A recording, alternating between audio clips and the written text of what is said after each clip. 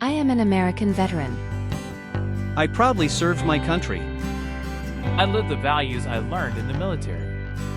I continue to serve my community, my country, and my fellow veterans.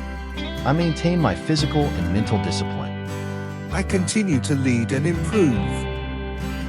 I make a difference. I honor and remember my fallen comrades. We are the VFW, Veterans of Foreign Wars, Smith-Wynn Post 96, proudly serving Montgomery, Alabama, continuously since 1921.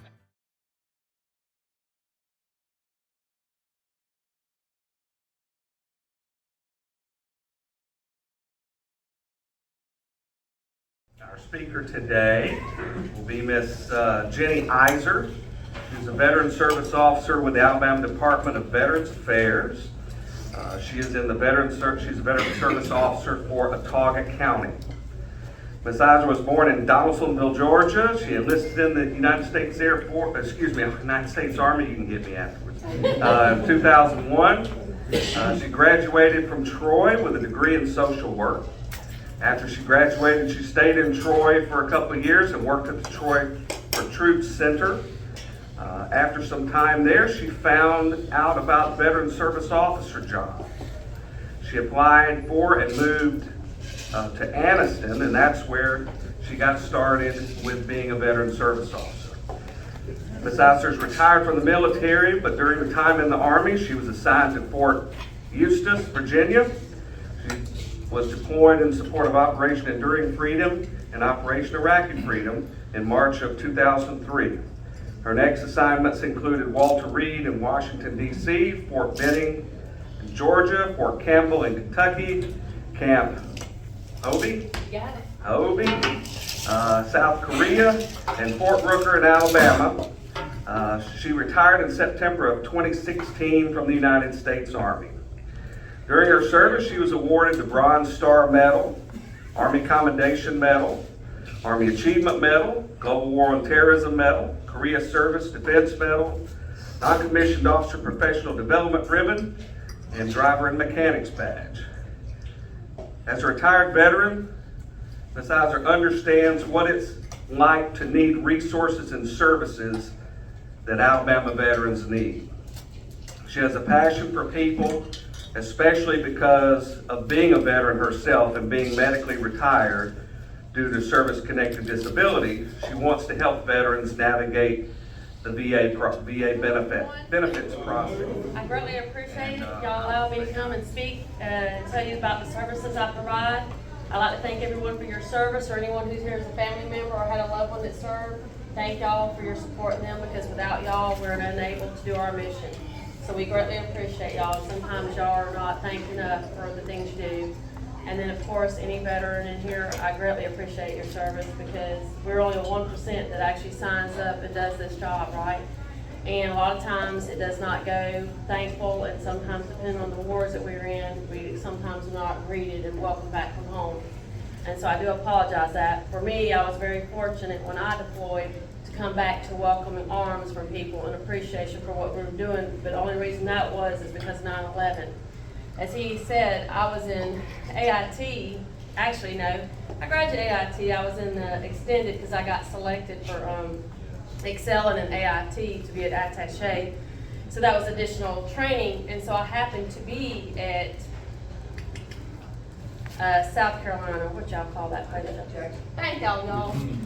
Dang on Fort Jackson, South Carolina. I did my basic training there, did my AIT, and then I did my ECHO, which was the extended training that I got luckily selected for.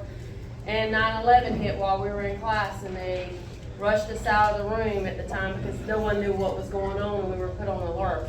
So unfortunately, due to that incident, people that deployed in support of Iraqi and Enduring Freedom got a different kind of welcoming, right? Because it came to our own backyard. So I'd like to extend my gratitude to anyone that was not welcome back, because every one of us did what we were told to do and we signed up for it, and that in itself is just a privilege and an honor to serve our country. And so I want to thank y'all for that. So then for myself, as he stated, I volunteered When I was in Troy, when I was at Troy for Troop Center, I became the commander of American Legion in Elba, Alabama, which was Post 42. And I was working with a lot of veterans and had a lot of veterans in my community that were elder and some that were not, having difficulties with the VA. Now, of course, I was not certified to do any of the assistance as far as just filing claims, but I would take them to veteran service officers like myself who would assist them, and I would help them gather evidence. Sometimes I would look up medical journals. Sometimes I would find out that some of the Navy ships was the commission for asbestos, which opened up to a door for some people. I had a veteran that we fought, had taken up to the VBA. He just called me, it might have been about 6 months ago, and he was one of the guys that I helped when I was in Elba, and he actually got rated 100% due to me helping him find, because if you didn't know, there are rosters out there for some of the Navy ships that was public, so I was able to prove that he was on that ship because he had nothing, everything was destroyed, and he had a hard time getting documents to prove. So there's things like that, and that's what a person like me does, a veteran service officer, right? We're trying to connect the dots for you to get those results. Because I've seen a great one in Andalusia, he was excellent. I took the veterans to him versus Coffee County because people just raved about him and they just seemed more comfortable with him. He was able to make people feel at ease and welcome, so I would always take them to him. And so his name was Robert Carr Jr, so he was excellent. So that's how it got me started, when I saw how great he was and how passionate he was. And then I was working for the American Legion and volunteering, helping veterans fill out stuff, go to their house, help them find research, anything that would support their claim, right? Because a lot of you older veterans did not go to sick call or medical, right? It was frowned upon. If you wasn't bleeding or losing a limb, you just didn't go, right?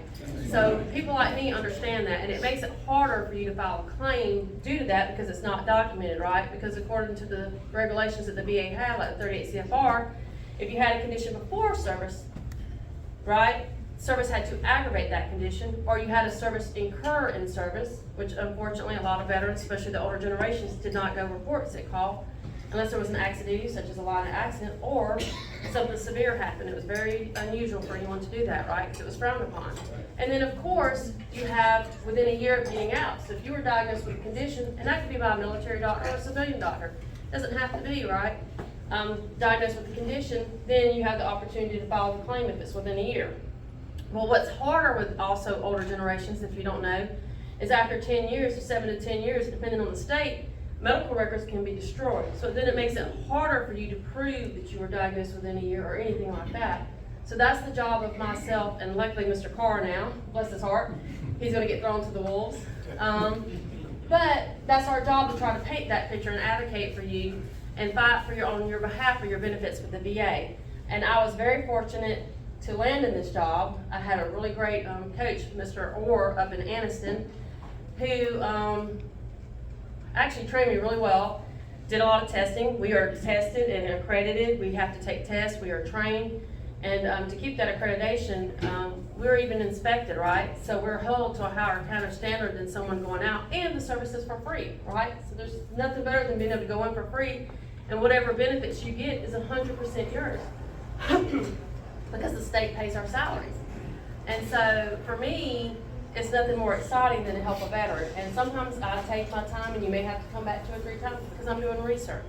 Now, we have standards and policies that we all, in every office in here, and every one of us is a veteran, so we all care about it, but we all have different ways of doing things. Me, because I have a college degree and I was working on my master's and decided when I wanted to be a veteran service officer, I didn't need that. I'm going to go ahead and step into the arena. But due to me having that college training, it taught me how to research. There's a lot of medical journals that's out there online that we can research as veteran service officer, to include the VA.gov. The VA.gov is my favorite. I love it to throw it in their face when they have it on their own website. And it's not that I have anything against it, but it's kind of oxymoron, right? They're going to have something on their website, and then but they're going to deny a veteran, right? So I like pointing out the evidence. VA has their own research. Believe it or not, you can go to VA.gov and you can find medical journals where they've already done studies, right? So they've done studies that shows that certain things like sleep apnea or PTSD, they actually have a study on there on the VA.gov website under their research section that shows that a lot of veterans who deployed that are diagnosed with PTSD are prone to have sleep apnea. So those are secondary conditions that we look at and different things like that. So that's the job of a veteran service officer like myself, is to help you and advocate for you, because sometimes you don't get these conditions or diagnoses till way after the fact. So then we're gonna have to advocate and try to tie it secondhand. I like to go through the service treatment records if they're available, if I have the opportunity to go through it, because then I can look and see what you got diagnosed or what you didn't. Also look at your MOS, right? If you were a helicopter pilot, a lot of pilots did not go to sick call and didn't go to the doctor. Why? Because you get grounded, right? So you sucked it up and you kept on. Well, drawing and landing up and down on a helicopter actually is bad for your neck and your back if you didn't know it. There's research journals that actually document that, because they didn't want to get grounded. So there's things like that that a person like me would go look into and say, well, he didn't complain, and this is why, because it was his MOS, and if he did, he'd be grounded.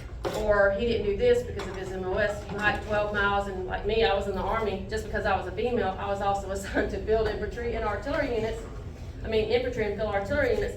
I was expected to run with them. They didn't care that I was a female. My job, and the thing is, I think they wanted to break me to show, hey, you either gonna make it or you're gonna hit the road, Jack, right? So they were kind of tough with me at times. But once they saw that I could hold my own and I was serious about my job, right, then I was like part of the family. And I was very fortunate for that. But we did foot marches, right? You all times, infantry and stuff, and artillery, you fire, right? You have the loud, the sounds all the time. A lot of y'all, it may not be documented or not documented well in your medical record. So then my job is to write a persuasive argument to show how that MOS contributed. The big one is sincere hearing loss. There's articles that show that it can begin and it continues as we age, but it can have an onset in the military, and that's my job, is to paint that picture. So if someone like me, I'm gonna argue due to that MOS that you had is 11 Bravo, 11 Charlie, or so forth, even in the Air Force. I don't know all your MOSs, but I will say that I have to paint the picture for them, because y'all have mechanics, you go in there. Asbestos from brake dust, a lot of people don't even think about that. You know, you're working on brake pads for things. There's different things that you can tie to and use, and there's medical journals that will support that I will make a persuasive argument, which I love to do. I feel like I'm a lawyer when I do that, or what do you call it, paralegal, right? And I love doing it. I'm very privileged. I love to help every veteran that's out there, because I'm a veteran. So I am very passionate of helping you and assisting you and your family with your claim, right? So I brought some pamphlets out here because they had the PACT Act passed. If y'all don't remember, in August of 22, they added some conditions for PACT Act. For Vietnam, they added hypertension, and they added, it's called MGUS. I cannot pronounce that medical term. It's very hard, but I do have the documentation here. If you have it, you will know it, and you'll know what I'm talking about, because a lot of people call it MGUS for short, because that's the abbreviation of it. But they have those conditions, right, that's on there that you can file under PACT Act. You didn't even have to have that in your service treatment record. Same as Gulf War veterans. And you don't have that limit of being diagnosed within the year. So that's the lovely thing about the PACT Act. It doesn't matter when you got diagnosed. It doesn't matter if it's in your service treatment record. It gives you the opportunity to get taken care of by the VA, and you file a claim for a service-connected disability. So the PACT Act is very important. All you have to do is have a diagnosis and prove you're in country. Some people went on secret squirrel missions, right? I have several that way, and it's very disheartening to me, because their records are not documented, because some things are redacted, or some things because of their mission is not made public. So their orders are kind of squirrely, right? They don't have orders. They went in and out countries and different things. Well, that's where battle buddy statements come in. That's where your family member comes in. That's where your own statement comes in, right? Pictures. People don't even think about pictures. Pictures is evidence. I had a guy that was at the Vietnam and Thailand, and Udon airport, all sprayed around it, y'all. Their billets was not far from the fence line, but they had this weird rule about the fence line. You get contaminated so fast past the fence line. The billets were past that fence line. If you see the pictures, when you're spraying is aerosol. A person like me who's educated knows that that's the case. I also know when you go to Vietnam and they spray that's aerosol, you're inhaling it. It's also getting on your clothes. It's getting on the food, your hands, you're eating it. Those are the things that a person like me that will write about and argue about to try to persuade the VA to see what I call the gray. Because VA, unfortunately, is very black and white. And it's nothing against them, it's just the way the law is written. And that's the way a lot of people is. If they don't see it in black and white, to make them see the gray is very hard. So a person like me is going to argue, well, it's on your weapons, it's on your equipment. You're going through, have you ever brushed baby powder or an aerosol, right?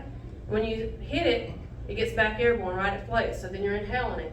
If you're going through after something that's been sprayed, your clothes, right? It's no different than we had to spray our uniforms with DEET. Y'all remember having to do that?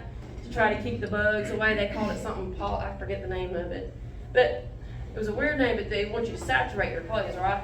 Well, now they're finding a lot of stuff where that kind of stuff causes cancer, right? Research. So that's another thing. Melanoma. VA accepts melanoma all day as a service-connected disability. But what about squamous cells? Squamous cells also by ultraviolet rays and different things. So I argue, and there's medical journals that support that military members have a higher rate, especially Air Force. Air Force is even worse because the flight line has a higher rate of getting skin cancer, to include squamous cell carcinoma. So I attach those with those hard claims. I actually use medical journals to try to persuade the VA to help y'all with that, because some things I may not win, but that's a great one because there's medical journals to support my claim, right? And they'll even ask you sometimes if you have medical journals. DIC claims. DIC is Dependent Indemnity Compensation. If you have a spouse of a veteran and they pass away, sometimes I have to send medical journals to prove that that condition could be caused by X, Y, and Z. And they'll ask for it sometimes. And they say, well, if you have a medical journal to support the claim. So believe it or not, there's so much more to filing claims, and it's hard to do by yourself.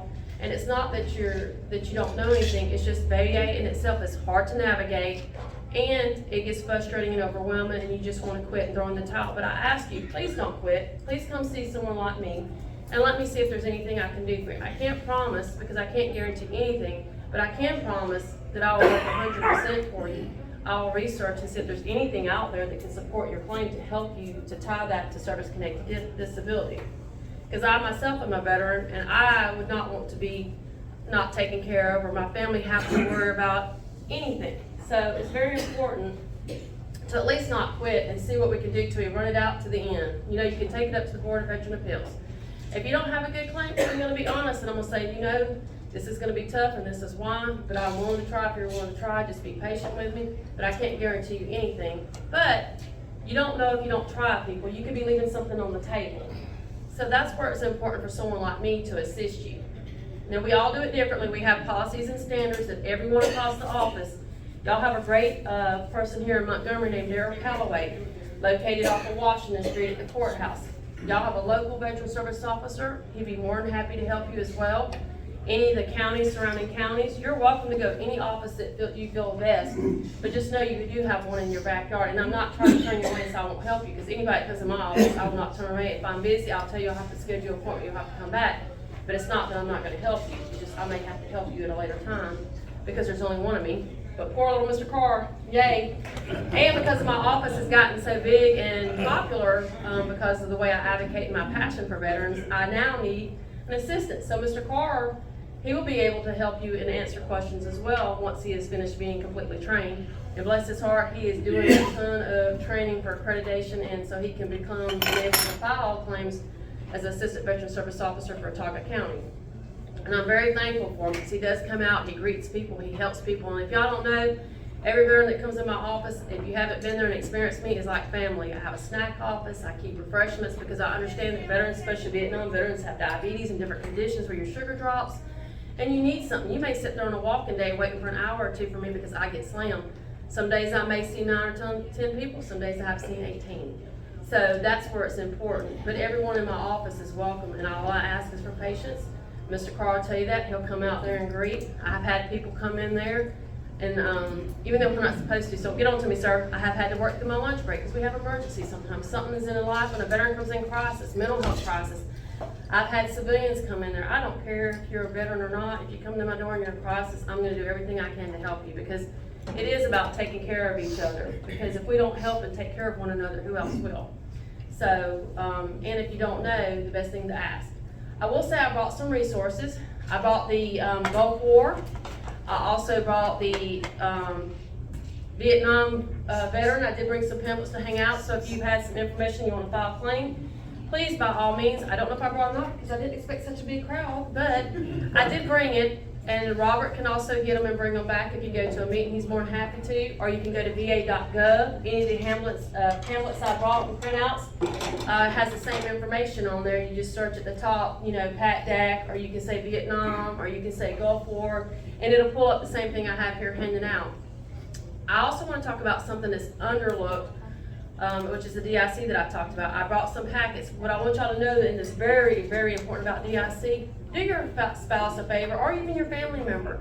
Because if you file for DIC and you have children that are under the age of 18 or were disabled before the age of 18, or you have a spouse and you're married, as long as you have one of your service-connected disabilities as a contributing cause on your death certificate, right now the rate is $1,612 and some change that they'll get paid for the rest of their life. Now there is a key word, they get married, there's a certain age, but the VA may change rules, so I always tell people if you ever want to get married again, please check with them and see if the age has changed, because like anything, just like Social Security, the age may change, and I don't want you to lose benefits, because that does change. Also, we have what we call aid and attendance. If you don't know if you're service connected for a disability, this is a great one, y'all. It'll help if you're going to a nursing home, which by the way, the state of Alabama. We have 4 wonderful state homes for veterans. We also are building a 5th one, Enterprise. We have one down in Mobile, one up in Huntsville, one in Alex City, and one in Pell City. So those are low cost. No veteran, from my understanding, sir, doesn't even pay up to $1,000. It's $900 or less, correct, right now? Highest rate we charge is $24 a day, and a lot of people don't even have to pay that. If you're 70% disability rating or higher, the federal VA picks up that rate. See that? That's about $720 a month. Thank you. Private nursing home would be about $10,000. Exactly. And then let me tell you, if you ain't took a tour, you can go to our website at va.alabama.gov, and it has a nice little tour there. It is great. The new one that's being built, they've got videos showing it's being built. It is excellent, y'all. You can't beat that with a stick. We can't even stay in a crappy nursing home for $4,000 a month, much less pay $700 and something a month to stay in a fantastic state home for veterans. So that's important to know about. So I brought some handbooks here for y'all. You can also go to the va.alabama.gov. It talks about state benefits. That's one of them. Then you were talking about we have education benefits. That state of Alabama, we have the Alabama Dependent Scholarship. So if you join in the state of Alabama and you're rated at 40% or higher, your spouse or dependent children may apply for the Alabama Scholarship. And it's in here. You also, if you rated at 100% and you didn't join in the state of Alabama, but you join, let's say, Washington, and you're rated at 100%. All you have to do is show 5 years of residency, and then your child or spouse can apply for the Alabama Dependent Scholarship. Also, if you didn't know it, there's Chapter 35. If you're rated at 100%, there's also VA education benefits. So those are great things. And then aid and attendance, that is where you can pay someone to come into your home to assist you with your everyday activities, y'all, such as bathing, getting dressed. You know, sometimes we're unable, as we get older, to stand up and cook anymore. You know, they can help prepare meals or get your medicines together, you know, because as we get older, we do get dementia or difficulty. Maybe we, especially Vietnam veterans, you get Parkinson's or Parkinsonisms and you get the shakes. It is difficult, if y'all haven't seen the videos, as we age and we get that, they have a difficulty even getting a glass of water up to their lips, much less handling their medicine. So there's so many programs that the state and the VA has for you that you can apply for.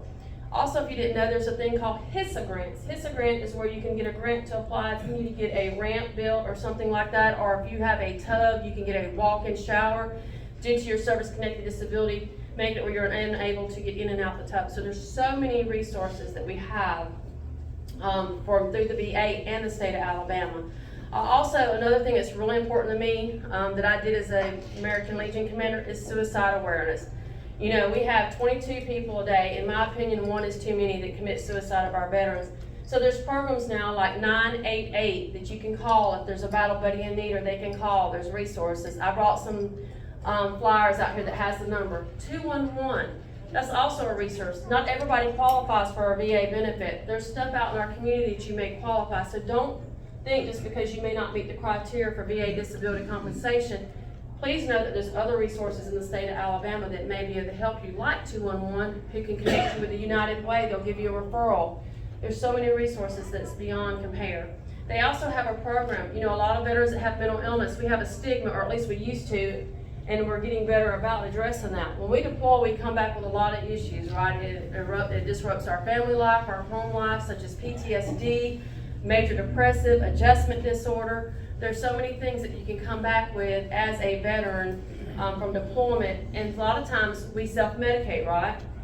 We get frustrated with the process and we use alcohol or drugs to cope with those things, to quiet those nightmares down that we don't want to relive, and we don't want to go to the doctor, so we self-medicate because of the stigma that has been built about mental illness, right? So there is a program, the VA has a program that can help you. We also have this program, I brought it, we have that works for the state of Alabama. I have brought the flowers, yeah. It says Hope for Vets. So they actually will get you in a program and help you to recover if you want assistance at no cost to you and try to get you somewhere. They have grants that they use to try to get treatment for you if you need help. There's nothing wrong with that. And another one I want to talk about that veterans don't like to talk about, and you don't have to talk to me about it or anyone right now. You don't have to answer any questions. It's something that you can do in private at my office or whatever, but it's MST. A lot of us forget about that people have been sexually assaulted in the military, and that's male and females, everyone, and there's nothing to be ashamed of if it happens to you. Just know there's a safe place in my office, and know that there's programs for you, and there's things that you can use listed on va.gov that's evidence, such as if you kept a journal, if you told a chaplain. There's little things there that you didn't know that a lot of people didn't go and report because of whatever their reasoning is, and that's what they're entitled to. But there's ways for them to get care that they deserve to help them cope with that and get the treatment to include mental health or medical help due to that sexual assault. So there's so many things, and I could ramble on and on all day about it because it's just a joy to do it. And there's just so many things that every veteran is different, that their programs are out there. So if you have any questions, I'll take that now because I'm probably getting close to time, am I not, Robert? Yay! So anyone got any questions? I know it was a lot of information I threw at you. All right, I saw his request, and I'll come to you, young man. Okay, Yes, I sir? have a question. If you're 100%, is there any reason to file for additional benefit? All right, so that's a good question. So this is the thing, it's up to you really, but I will tell you 100% is the max you're gonna get paid for disability compensation. But there's some rules, i.e., let's say you're 100% for your back or your neck, and we're wanting to make sure my spouse can get taken care of for DIC. Some coroners or doctors may not want to put that back condition or neck condition, but say you got hypertension or cancer, that's easy because it's easy to correlate that it contributes to your death. It doesn't have to be the sole reason, but it can contribute to your death. So that's one reason. But do know any claim less than 10 years can be reopened, and you could risk the potential of them looking at everything and decreasing if something has gotten better. So that's the thing. The 20-year is the safe mark, right? So once you hit 20 years. So the only time that we recommend anyone do that if they're worried about being decreased, if something hadn't got better, or if they're not going to the doctor and getting it documented, because that's another thing the VA looks at. If you're not going to the doctor, then obviously something has improved, right? And you could get decreased. So every case is different and it's to the individual. So without looking at your claim, but I don't recommend it unless you need to, if you're at 100%, because if you jeopardize and the VA wants to look at something, then they can decrease. It is written in the law that they can do that, but after 20 years, unless there's fraud, they won't touch it. But if you're terminal or something, then that's up to you, each individual. And I would go over that with you and tell you the risk that you could potentially be decreased from another percent if something has gotten better. But most of us, as we're getting older, nothing has gotten better. But I do encourage you to seek medical care, continue medical care, showing that it hasn't gotten any better. Did that answer your question? That did. Okay, next question. Young man. You mentioned Darryl Calloway. Yes, sir. Does he ever answer the phone or return a phone call? I can't answer for him. I don't think so. I can't answer for him, but you may say that about me right now, because I believe it or not, I have 200 messages on my voicemail, and I check them every day, and I may get 5 calls back. And it's not that I'm ignoring you, and God bless America, I love everyone, and it's not that I don't care, but I can only answer so many calls a day and see so many people a day, right? So that unfortunately can push me behind. But right now, and I check my messages every day, and I can never seem to get there. That's why we have this lovely man, because I cannot keep up with my caseload. I cannot speak for him, and I do apologize. If you want, you can email me or call me. I have, or you can reach out to Mr. Carr, and we can make an appointment. I will tell you, because I'm so booked out, I am booked out to August the 15th, so you'd have to be patient.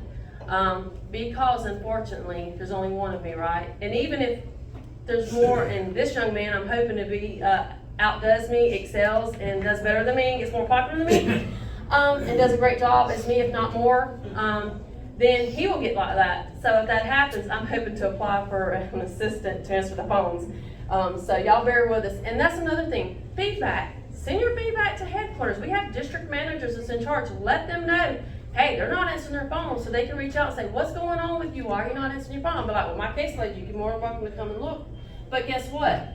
Them numbers and those comments and that feedback, they take seriously and they do look at it. But that's how I got this young man. I said, hey, if you can't get into me and you're booked out, let them know, hey, she's swamped, she needs help. If you're sitting out there for 2 hours, I've had people wait 3 hours because they'll wait for you sometimes and they're like, and my boss was like, well, you know, and there's like, no, we're gonna wait for it because I'm gonna go in there. When I go in here to help you, it takes me 30 minutes to an hour at a minimum to do most claims.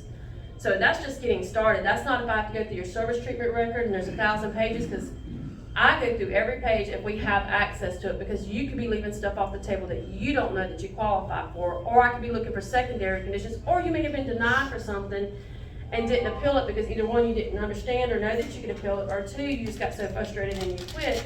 So that means I'm gonna go diligent and make sure I've done everything. So I look through your medical records, and sometimes that can take me an hour and I have to have you come back, right? So depending on how many people I got in my office, I may see you for 30 minutes or I may see you for an hour on a walk-in day, right? But I'm very passionate, and sometimes, you know, you might sit out there for an hour. So I can't answer for Mr. Calloway, but I know he's passionate as I am. All I can say is if he's getting slammed, we also have to do public engagements, just like this one here, right? Somebody could be calling my office and I'm not there because I'm out here trying to spread the word and give information. So please feel free to contact, we all have district managers. Y'all are in District 3. If you want that information, I would be more than happy to provide it for you. It's also on our va.alabama.gov. If you do where there's search VSOs, they have our district managers listed under the big Alabama map that has the counties on it. You can reach out to them and they'll find out what's going on, right? I can't answer for someone else, but I do know that he is pretty passionate like me. I don't know if he's a little more excited like I am, because I am like a little squirrel. I get excited a little bit because I'm very passionate. But I do know that you're more than welcome to go to any county if you can't get in or get a call back, okay? And Mr. Carr and I'll be glad to help you. You also got an office in Selma that's close, so please feel free to reach out. Next question. Did I answer your question, sweetie? Pardon? Did I answer your question? Well, I just can't answer for Mr. Calloway. Partly, when I got hearing aids from the VA, Yes, sir. I just smile all the time because I don't hear half. I'm sorry about that, sweetie. I understand that. I can't even wear earbuds. It hurts my ears. It makes them ring worse, so I understand that. Watch YouTube. You can hear her response again. All right. Did you have a question, young man? Yes. When I was in Afghanistan, I see you over there. I had the pleasure of getting kidney stones while over there. Okay. Is that something that would be service related? It can be, but I'd have to look and see the regulation. I don't quote me, because I'll look and see the 38 CFR and see where I can file it. There is kidney conditions, but don't quote me, because y'all, if you ever look at 38 CFR, I cannot remember every condition, but I would look and see if it's in there, and if it's in there, we'll go and see what happens, because there are kidney conditions that are service connected. And I don't recommend kidney stones, and I definitely don't recommend it in Afghanistan. I don't recommend kidney stones for anybody. I heard they're painful. I am so sorry about that. Have you looked at the PACT Act to make sure you hadn't had any of the conditions, seeing how you deployed to Afghanistan that's under the PACT Act, such as burn pits and stuff like that? Respiratory conditions? I keep being told by different people I need to, like Carr. But, yeah, he's accurate. There's so many people that I saw go home horizontal. Yeah. And I'm able to walk around on my own 2 feet. I have a hard time. And I need to. And I told Robert, as soon as he gets trained, I'm going to be his first guinea pig. Well, good. But there's other people that are a lot worse off than I am. Every veteran says that, but I hope you know that every veteran deserves the right to be taken care of when you serve your country. No different. Sir, you had something to do with that? Yeah, Jason, I hear that a lot all over the state. You shouldn't think that way. You earn these benefits and services from your service in uniform. And I hear from a lot of veterans who say, oh, I tried a VA claim years ago, I'm giving up completely. The PACT Act has changed things completely. Let me tell you a personal story. So a lot of people in here know that a year and a half ago I got diagnosed with stage 3 lymphoma cancer. Oh yeah. Well, I thought, well, okay, didn't have any family history. I filed a PACT Act claim. I went through the VFW, so none of our... No, that's all right. Well, I didn't want conflict of interest, so I had service officers handling it. And it took about 9 months, I mean, there is a little bit of a backlog going on now, and our veteran service officers are busy, but you should not hesitate to explore any benefit or service that you earn. Right. That money has already been appropriated, it's part of federal law, you should look into it without hesitation. And I hear, and it's a sense of pride and humility amongst veterans. They say, well, those benefits are for other people. No, they're for you, period. And you got one of the best advisors here in the state of Alabama. We have 62 offices around the state. You're welcome to visit any of them. And I tell people, if you feel like you're having an issue with one of our offices, you call the district manager or headquarters, and I guarantee you, we'll jump on it. I hear that commissioner can be quite a jerk sometimes. But you should not hesitate to reach out and explore your benefits and services. All right, so I answered your question, young man? Yes. So he was next, you, and then you. I have forgot. All right, young man. Joseph Cooper. Nice to meet you, Mr. So, Cooper. just a little background. There's a weakness in the VA system, especially when it comes to secondary type things. Okay.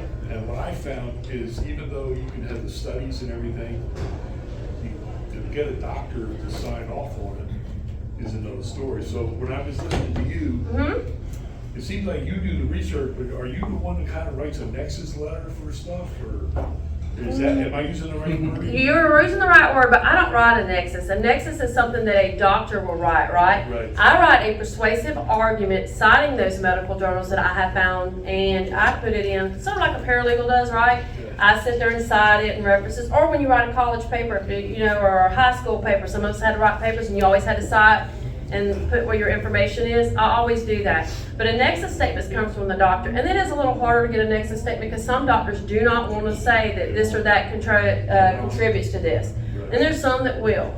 Do not pay someone to write a nexus letter, please, people, because I have heard that happen, and there are thousands of dollars, and there's no guarantee that nexus letter is going to work. And if it's one of those things that, i.e. that may be fraudulent or not so good, if they're getting paid $2,000 to write your nexus for a medical opinion, then that medical opinion, in my opinion, has been tainted because it's not a real true opinion. You're paying them to say what you need them to say.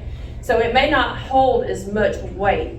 I'm not saying not to do it, but I personally, you have to be careful about people trying to scam veterans because we don't know how to navigate the process. If your own medical provider, a specialist, is not willing to write the nexus statement, then you may want to see if there's another medical specialist that you're not having to pay $2,000 to write a nexus statement for you. I had a veteran come in here, and I felt like his claim was a slam dunk because I had all, and I'm telling you, he would have got it.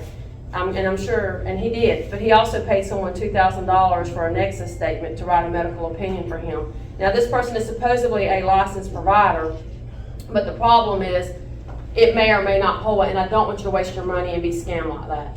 And another thing is, be careful with people claiming on these lawsuits. Check, because you may, I get it, if you're terminal and you want to go a lawsuit route, just make sure it's a reputable lawyer.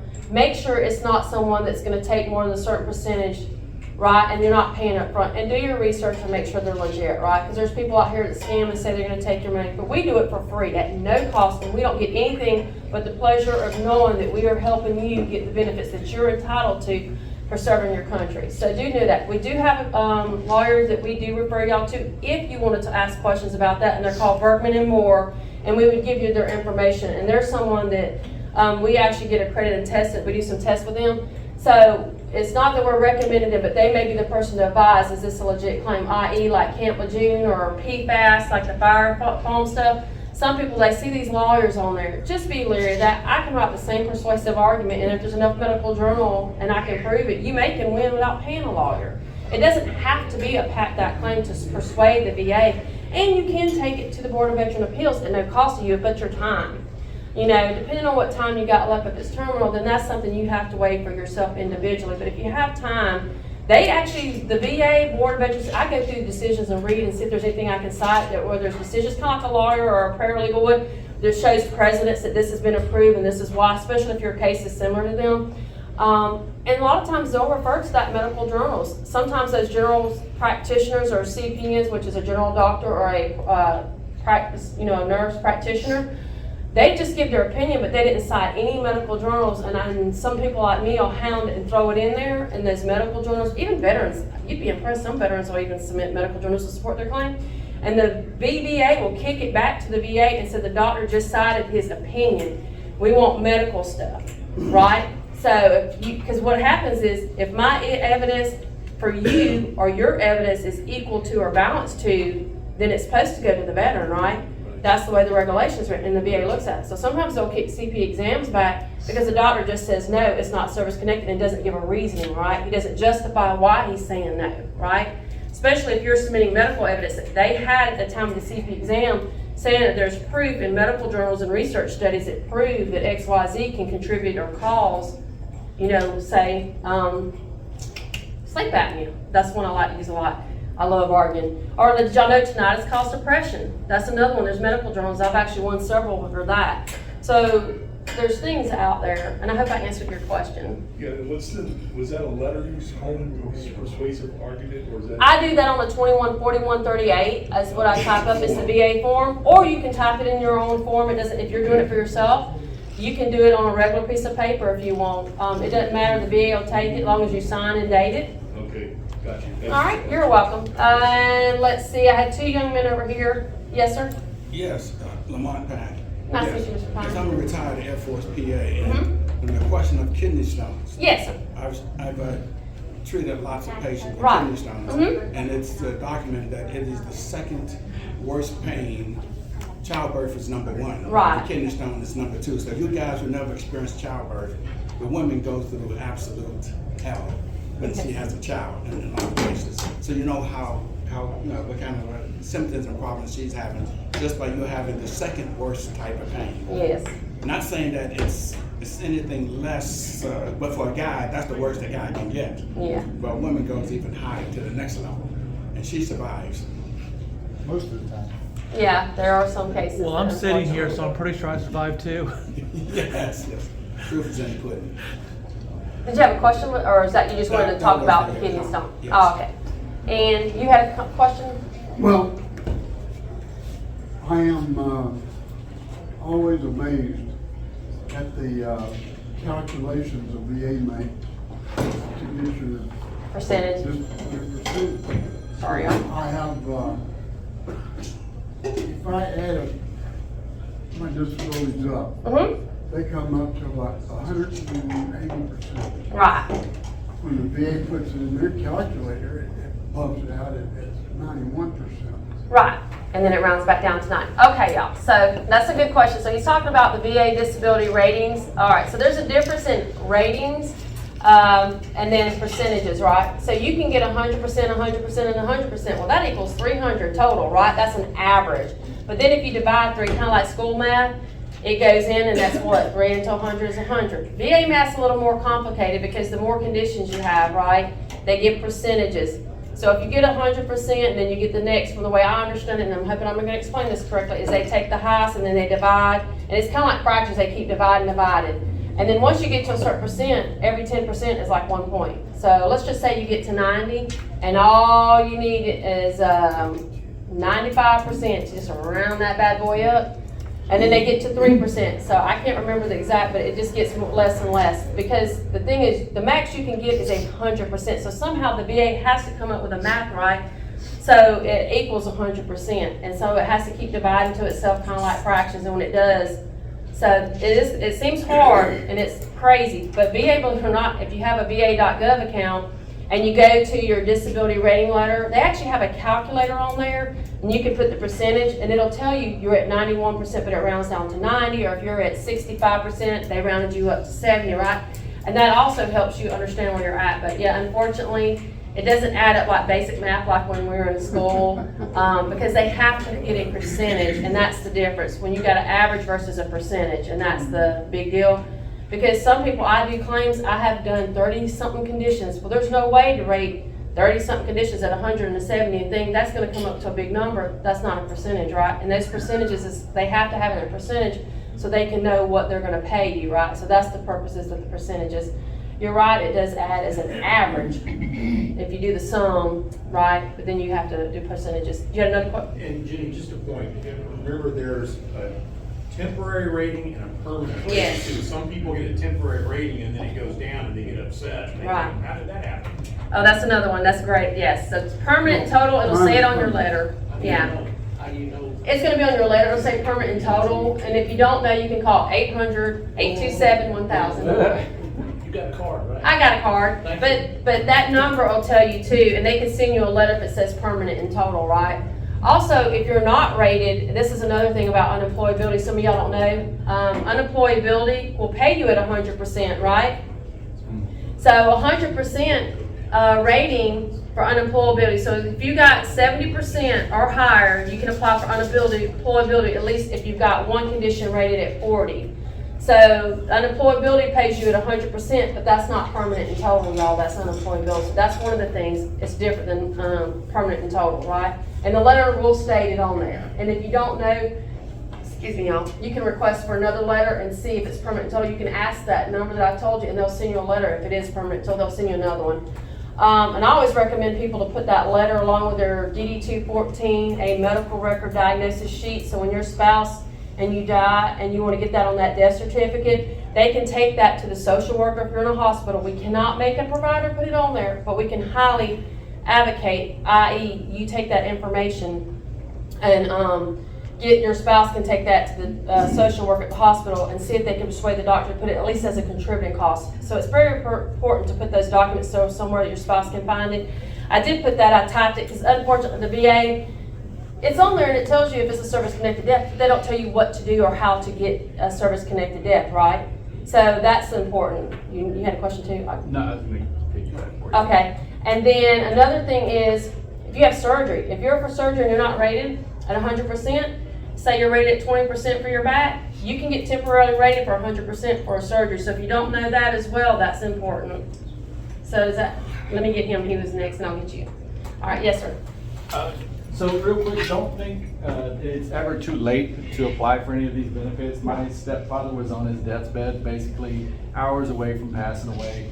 And it had been 10, 15 years that he'd been fighting the argument about assumption of benefits with the Agent Orange and Parkinson. Couldn't get anything done. And so luckily, if anybody dealt with AMVETS, I think they're gone now. But Jose Carrillo, that worked with AMVETS, I called him and said, look, stepdad's on death's bed. We know that this is one of the things. He said, if you get me a letter from tonight before this time period, I'll work it. And so less than 24 hours, he had been waiting for 10 to 15 years fighting this. Less than 24 hours, he got rated 100%. And so it's never too late. So don't give up on your hopes of being able to get to that plane through, and have faith in your VSOs that are seasoned, and they will be able to do those things and work magic for you. So yes, I had one. It can't be done. I did have one bedridden. He was on his deathbed, and I went to the hospital and I did the claim with him. I just did that recently. And the reason I did that is because he may not live, but that's going to be a benefit for that family member. It also makes a difference in burial benefits, y'all. If you die with a service-connected death, the VA will reimburse up to $2,000, and if it's non-service-connected death, it's up to $800. So that makes a difference. Even your child, if you have health life insurance, you still can play as long as state or federal government is not paying for the services, the funeral, the burial, then you have the opportunity to get some reimbursement to your child or your spouse. And then like he said, I did that for this veteran. The reason I did that and humped, and it's one of those times that we just have to do that, is because it's not necessarily going to help him in the long run right then, because unfortunately he's on his deathbed, but it's going to help that spouse who's left behind holding the bag, because when you die, some of us only have Social Security. Not every veteran has retirement, right? Not every person in the world has retirement, and this gives them the opportunity to get benefits to take care of their spouse, because when they pass away, their retirement, they may not be able to leave it to their spouse, or they don't have retirement, and all they're living off is Social Security. Not everybody worked, they're a homemaker. There's so many different things for y'all. So it's important, even if it's the last hour, and Mr. Carr can attest to this, I will jump through hoops. I found medical journals. I had to get the VA, because that's another thing. Once you pass, it's hard to get that letter, right? We don't have access to the records, and you have to come and do the 2122, so we had to jump through hoops, kind of like that other person did, to do that, because it's going to make a difference for that spouse after you pass. So I encourage you, don't wait till the last minute if you can help it. Don't get defeated, because that is frustrating, because there's health benefits, there's money benefits that can help you, that can lead to aid and attendance. And if you die, there's benefits for your spouse, right? And you were next, young man. Yeah, if our, or any veteran would come see you, is there anything we need about just our name would be enough. Okay. So if you have a DD-214, I always encourage you to bring it. One, it's a piece of evidence that I'm gonna look and see, did you get any medals from deployment or anything that I can use to advocate that you were there under a PACT Act or anything. It also lets me know what your MOS is. Believe it or not, MOSs make a big deal. To include Navy, especially as ships, because then I may have to go look if you've got lung cancer or something that asbestos would cause. So there's a lot of things that a DD-214 is going to give me that I'm going to look for on there, right? So that's one thing. So if you have it, that would be important. What else you got? Also, know most of us don't have our 201s, but if you got a copy of your 201, you can bring with that. You can bring any military record that you think will help your claim. I encourage you to bring everything if you feel it'll help you, right? Because then I can go through and look and see and use evidence. You know, you got National Guard reserves, believe it or not, they qualify for benefits if they had active duty time, you know, like Title 10, when you got federally activated or deployment. There's a lot of National Guard, if y'all didn't know, and reserves that deploy that I've had to file claims for. So, you know, you just don't ever know. The only way to know is to bring it. Also, there's a checklist. I always tell people to bring a list of their doctors if it's outside the VA for whatever they're claiming. Marriage certificates, that's another one if you're married, because if you get rated 30% or higher, the VA gives you a dependent rate. If you have children that are 18 or younger, you get a dependent rate. So there's so many different things, but those are the 3 things I mainly ask for if you have it. If not, I can help you file a request for your record, or you can go to va.gov and you can do an SF-180. We don't send them in anymore. I actually will sit there and help you and fill everything out for you, and I will submit it to va.gov and print you that control number that they give you on there. So if you needed to call in to check the status. National Archives, it does take 6 months to a year right now for them, because they're having to get all the claims for all records for the states. And then if you're a National Guard or Reserve, usually your state has those records. Okay. All right. I see you. What you got? The best place to walk or just walk in. Well, the best walking in for right now is Thursdays, believe it or not, or come first thing after 12. Usually Tuesdays mornings is when I'm slammed, believe it or not. That's the most popular day because it's probably the first day they can walk in after the weekend, right, sometimes. Or make an appointment. Appointments, you don't have to sit, that time is your time. I may run 5 or 10 minutes late, but your time is your time. But yeah, so appointment can be best, just depending on your time and your patience. What you got, young man? Yes, just anything be done is if you see a specialist and he tells you one thing, and then he writes something else. Now, which kind of specialist? Are you talking about a VA doctor? Oh no, this is a civilian orthopedic. A civilian orthopedic. So he tells you one thing as a condition, maybe, for example. Yeah, fracture, blah, blah, blah. Right. And then he writes down and he says that he can't really tell. Okay, so unfortunately, I can't because he's a subject matter expert, right? Orthopedist, that's his job, he's trained. But so, he's willing to do surgery. Right, well, but that I can't, that's you and him, but I will tell you this, always get a second opinion. It never hurts to get a second opinion from another doctor. If he says it's fractured and then he can't tell, it's hard to tell, there could be a hairline fracture, there could be a number of reasons, there could be swelling on that thing where he can't see actually what's going on.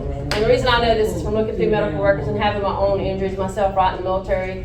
You know, I ended up breaking my right foot and basic training didn't know it because the swelling was so bad, right? And I sucked it up and kept going. So just know, if you're worried about that opinion, always get a second opinion. Because if they're the subject matter expert, I hate to say it, I do apologize for that. There was one more. I just want to make a comment. I've been here 24 years. And only Gerald Thompson, I'm Dave Thompson, we're not kin, for being here. I've seen more take place here since that man in the corner. Hello, Kent Davis.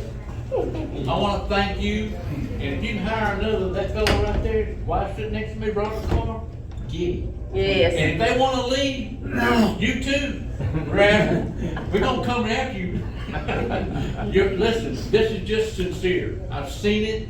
From Reuben Red, y'all been here long enough to know him. He had so many issues.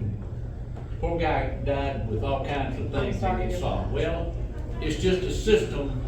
And thank you, Brother Kent. You stuck your nose in there sometime where you're afraid to. And he sticks it out for us guys and ladies. So I just wanted to say thanks. Most people don't even get a thank you where you're doing. It's only a complaint. because I've been in the system a while. Thank you. Don't let him go. And either get Davis in the police.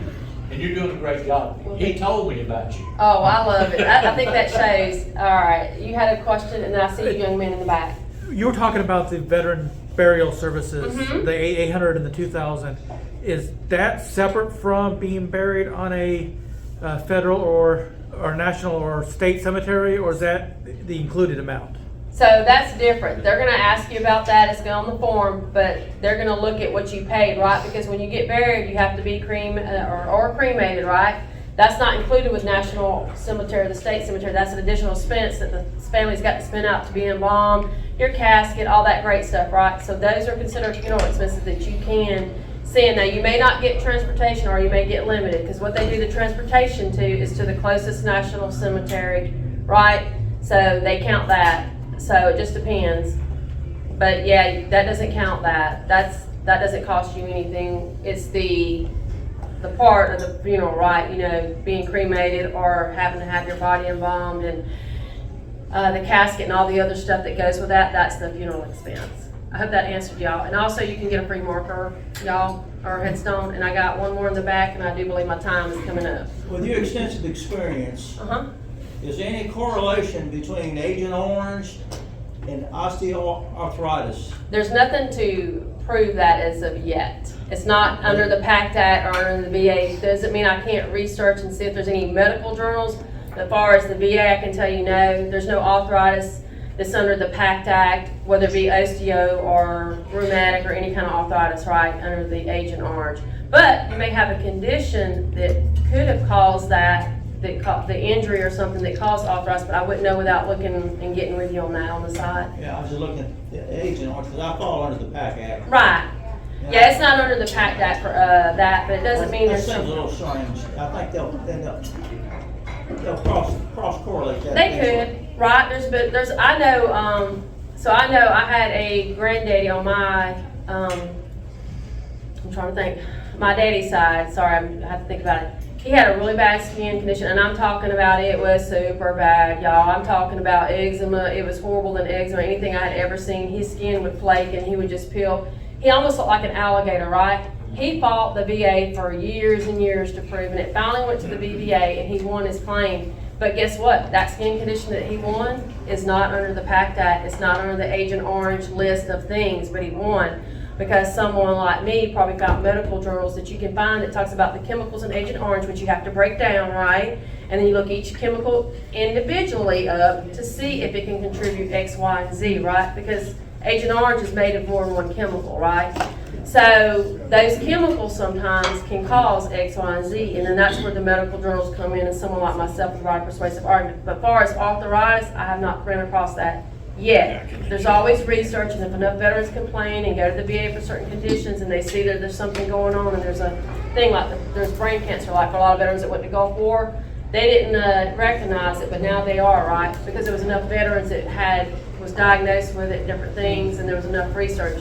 Unfortunately, research is federal dollars usually, and if there's not enough cases out there that's known or anything, they may not have been put into the VA system, but right now it's not listed So up just there. find out the breakdown of all the inclusive chemicals. And see if it can contribute or And cause. see if you can tie that over to arthritis. Right, that's what I would have to look up and see, yes, sir. And sometimes I hate to tell y'all, I can't find it because the research hasn't been done. Doesn't mean that it doesn't cause it, and I'm not saying that, but the problem is if there's no research been done on that condition yet, it's kind of hard for me to use research journals, right? So I will tell you that, but I haven't seen anything on If I arthritis. find it, I'll let you know. Perfect, please I'll do. start looking for it. Well, you go ahead, I love it. Anybody that can help me to Well, find something, please in share my with previous me. life, I was a national certified investigator. Oh, good, and you need to help me out then. If you find it, send it to me pretty please, because anything you find, believe it or not, I save any medical journal that I find and use it for other cases. It's not just one, I actually have a folder. And I do believe I'm getting into the end. Yeah, I'm sorry, I do apologize. So y'all can call and make an appointment. You can come by as a walk in. I have information you're more than welcome to have and take with you if you want it here on the table. I'll be more than glad to give it to you. All right, thank y'all, everyone.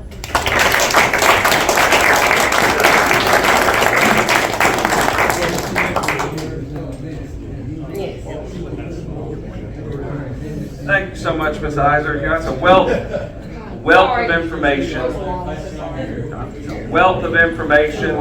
You know, this could be easily be a 2-hour, 3-hour meeting to go over questions. And you know, when Ms. Iser goes to functions where she can actually have her computer and look up, you can imagine how that can just span out of time quickly.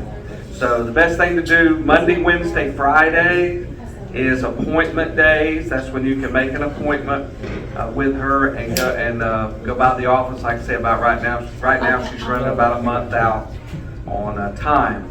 Tuesdays and Thursdays are walk-in days, but you know, there's times I've gotten there at 7:30 and the building opens at 8. There's times I've gotten there at 7:30 and there's already 6-7 people waiting outside the building.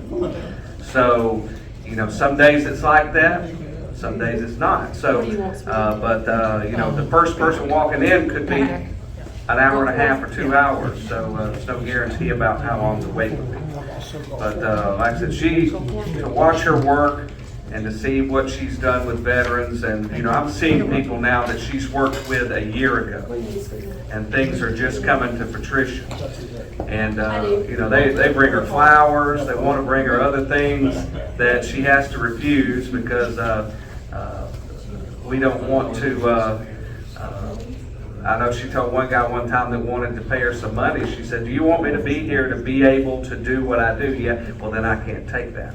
It's against the law. So they understand that. Yes, trustees. Do you need to call your supervisor to let them know you're going to be running late because the guest speaker ran so long? Okay, I will say. It's her fault anyways. I will say, Ms. Iser, I'm running a little bit late. I may be a little bit late getting back in. And Commissioner, if you could back us up on that if it becomes a problem. Got you 6. Thank you, sir. Thank you. Yep. Real quick, All right, we're gonna, a few quick announcements. September 13th, 10 a.m. is the grand opening of the Benny G. Atkins State Veterans Home, our 5th State Veterans Home. We can't hear you. Muffler just went by. And I couldn't hear you. Really? Yeah. All right. I'll really project. How's that? Helicopter. So September 13th, 10 a.m., grand opening of the Command Sergeant Major Benny G. Atkins State Veterans Home. This has been a 6-year project. This will be our 5th State Veterans Home in Enterprise. Open to the public if anybody wants to venture down. It's about an hour and a half drive to Enterprise. We're also working on our 2nd State Veterans Cemetery up in North Alabama. More to come. I've got a meeting with U.S. Representative Strong's staff this week to talk about that.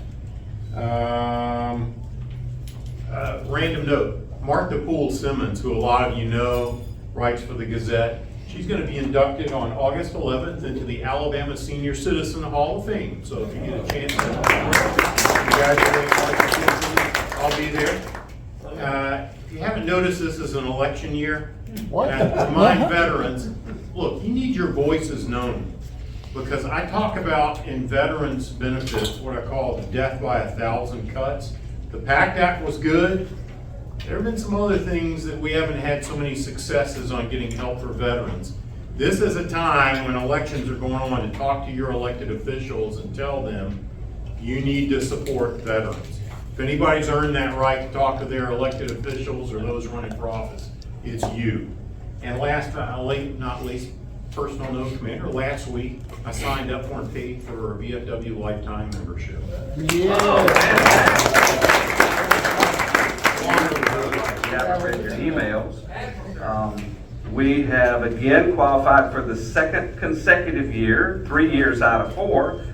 Your post is now an All-American post for 2023-24. We were ranked 42 in Division 8. 42 in Division 8. There were a lot of people that got into the VFW this year. And so for us to be ranked 42 in Division 8, and we were 106%.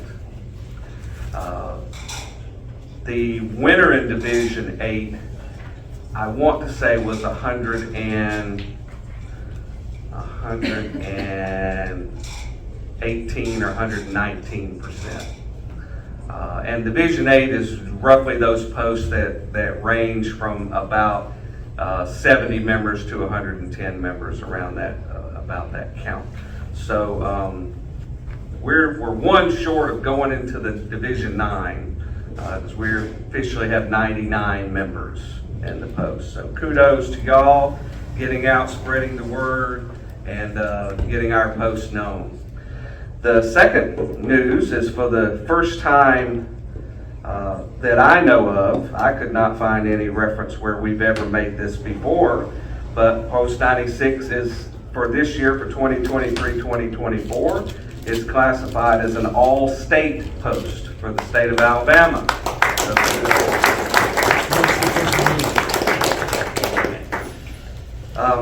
Actually, all-state is more difficult to make than all-American. And when they called me to ask me a question about that earlier in the month, I was like, are you saying we're in the running for all-state? Yeah, running for all-state. And I said, well, I'm not trying to argue with you, but we've never even been close because there's so many things that have to be done point-wise. One of the things is having a scrapbook, which is normally what the auxiliary does. The auxiliary usually handles the scrapbooks and things like that. But apparently for this year, they allow our YouTube channel as an item that counts as a scrapbook in that category by updating YouTube and Facebook page. So we got credit for that. And at the all-state level, I get to get another hat that they'll provide for me. But now the All-American, I don't get a hat paid for this time. So because we were 42 and they lowered it from 50 to 25. So you had to be a top 25 post to be to have a hat provided for you. But I will get an all-state hat. So that'll be one I can add to my collection of 7, I think now. So. But also members, as Comrade Huffstickler has here, he has an All-American Post hat. So anyone that would like to get an All-American Post hat for 2023-2024, you can call VFW National. You'll need your membership number and a credit card, because they run what, a little over $100 to get to it. Well, when you get the cap cover, it's $5 more. I heard Bugman was going to buy those for all of us. Is he here to say no? So he's not here to say no. All right, so there's nobody back there to say no. Yes, Comrade Hughes. I looked online because I was curious about the all-state hats, and they're available online too. They're like $86 after you tax and everything. I'm sure if you add other stuff to it, it'll go up from that. So we'll start at $86. I'm not sure if they have member hats, though. The picture says I did have a member. It said it's all. Okay, great. I wanted to check that before the meeting, and I did not get a chance to. So the all-state hats basically are white on the bottom, like Comrade Chevlette's hat, but it's brown on top. So it's brown, white like this, but brown on top. The all-state hats, of course, are red, white, and blue. And then regular hats are, they call it green. I don't know. I didn't know this classified as a 61 code green, but it is. But VFW National will be glad that hats are not required. VFW hats are not required. I'm not up here just trying to push hats. If you'd like one, they're available to be had. Unfortunately, you do have to pay some money for them. So, but if you want help in trying to order one, I'll be glad to help.